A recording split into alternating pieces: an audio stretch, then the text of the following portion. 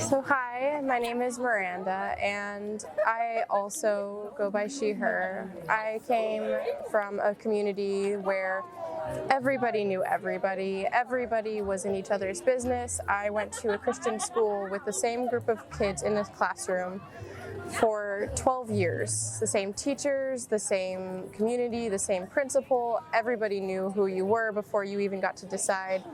I had a lot of different things that I learned about how to be what you're told to be, a lot of religious expectations of saying what they want you to say, regardless of whether or not you believe it's true. And for a time, I was ready to be myself, and I wanted to show that I had a lot of emotions and I had a lot going on. So I tried to come out a little bit just as slightly goth, slightly different, just wear a little bit more black clothing. And suddenly I was the school goth kid. Everybody knew, everybody made fun of me. I would wear whatever pair of pants or whatever, and that was the talk of the day. Every single person in the entire school would comment, from the youngest kindergartner to the teacher in high school who'd never actually had a class with me. By the time I was in high school, anytime I wore blue jeans, because I had been the goth kid for so long, I was treated like I was this different breed of human being for wearing something as simple as blue jeans. And that told me very immediately, like, anything you do, anything you change you make, any difference you have will be held against you and will be held under a microscope.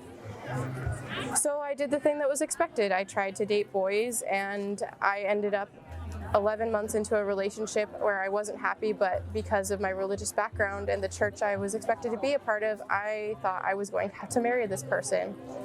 Ended up having to end up with a restraining order, and that went through very, very poorly. The family went through any possible loophole they could to make my life a living hell for years and years to come, even after there was no credible purpose for such a thing.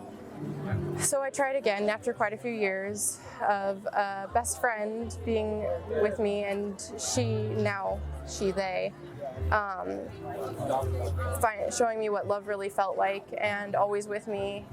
Later I found out that same best friend was kind of in love with me, and everyone thought we were the gay couple, and the only person who didn't know was me.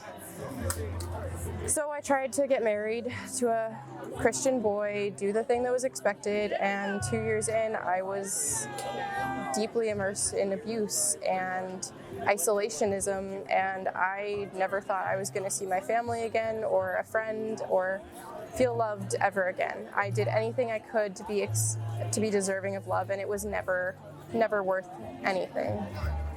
But I finally got out of the marriage. I ran as fast and as far as I could, and it never was far enough because my parents seemed to repeat the same trauma without even thinking it was worth hearing me when I said that's not how you should treat me as a human being.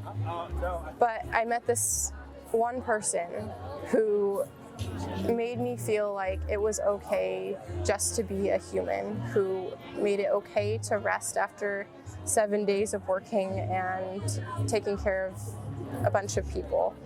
And this one person confided in me that he actually felt a lot more like a she. And for me, that meant everything and nothing at the same time. It meant it was everything to her, and that was worth it, but nothing in the sense that I didn't mind one bit. Why would it be an obstacle to being a great friend? Well, quite a few months later, we were living together, moved state together. She inspired me to get my dream job, find a new state that gave me everything I needed, everything I wanted, find a community that loved me and cherished me for who I am. And she continues to inspire me every day to be my best self and rest when I need to, but also never stop dreaming about what I want to be and who I want to be. And without her, it would have never been possible. So I'm constantly constantly grateful that for the first time in my life, after several decades, I was able to experience what unconditional love could be without any sort of expectations on how hard I work or how much I give. So, thank you.